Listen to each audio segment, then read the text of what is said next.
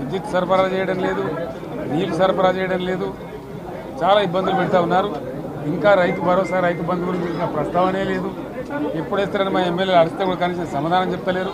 కాబట్టి రైతులను వంచింది ప్రభుత్వం, వృత్తి కార్మికులను వంచింది.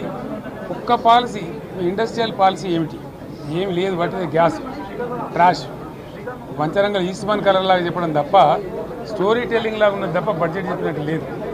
రాష్ట్రంలో వ్యవసాయ పాలసీ ఏమిటి, పారిశ్రామిక పాలసీ ఏమిటి, ఐటీ పాలసీ ఏమిటి, ఇంకా ఇతర అనేక పాలసీలు, పేద వర్గాలకు సంబంధించిన పాలసీ ఏమిటి అనే దాని మీద ఏ ఒక్క దాని మీద కూడా గ్యాసు ట్రాషే తప్ప, చిల్లర మల్లర ప్లాట్ఫామ్ స్పీచ్ లాగా ఉంది తప్ప అది బడ్జెట్ ప్రసంగం లాగా లేదు. రాజకీయ సభలలో చెప్పినట్టు ఉంది తప్ప ఏ ఒక్క పాలసీని కూడా నిర్దిష్టంగా ఈ పనిని మేము ఎట్లా సాధిస్తాం, మా గోల్స్ ఇవి, మా టార్గెట్స్ ఇవి అనే పద్ధతి కానీ పద్దు కానీ లేదు. ఇది పేదల బడ్జెట్ కాదు, రైతుల బడ్జెట్ కాదు, యువల బడ్జెట్. విశ్లేషణలో మీకు తెలుస్తుంది. భవిష్యత్తులో బ్రహ్మాండంగా మేము దీన్నంతా కూడా చీల్చి చెండాడబోతాం. Thank you.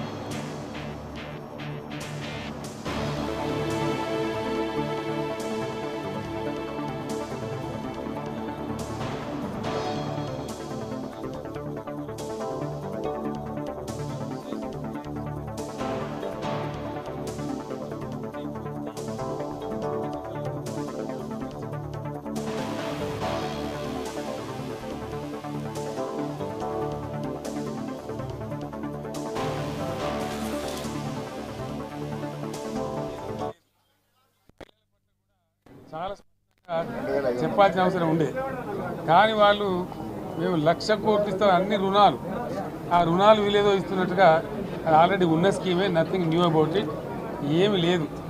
వెరసి ఇష్యూ యాజ్ ఏ హోల్. దురదృష్టం ఏంటంటే, చాలా బ్యాడ్ లక్ ఏంటంటే, మేము కూడా ప్రభుత్వం ఏర్పడిన తర్వాత కనీసం ఒక 6 మాసాల సమయం వాళ్ళకి ఇవ్వాలని మేము అనుకున్నాం. నేను కూడా శాసనసభకు దగ్గర రాలేదు. కానీ ఈరోజు బడ్జెట్ చూస్తే ఏ ఒక్క పాలసీ ఫార్ములేషన్ జరగలేదు.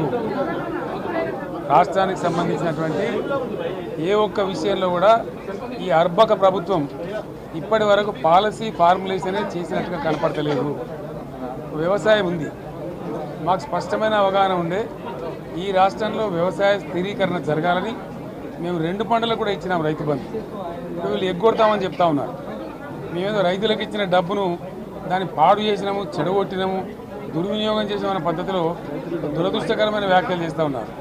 అంటే ఇది పూర్తిగా రైతు శత్రు ప్రభుత్వం అనేది తెలుస్తూ ఉంది. ధాన్యం కొనుగోలు చేయలేదు, విద్యుత్ సరఫరా చేయడం లేదు, నీళ్లు సరఫరా చేయడం లేదు, చాలా ఇబ్బందులు పెడతా ఉన్నారు. ఇంకా రైతు భరోసా, రైతు బంధు గురించి ఇంకా ప్రస్తావనే లేదు. ఎప్పుడు వేస్తారని మా ఎమ్మెల్యేలు అడిస్తే కూడా కనీసం సమాధానం చెప్తలేరు.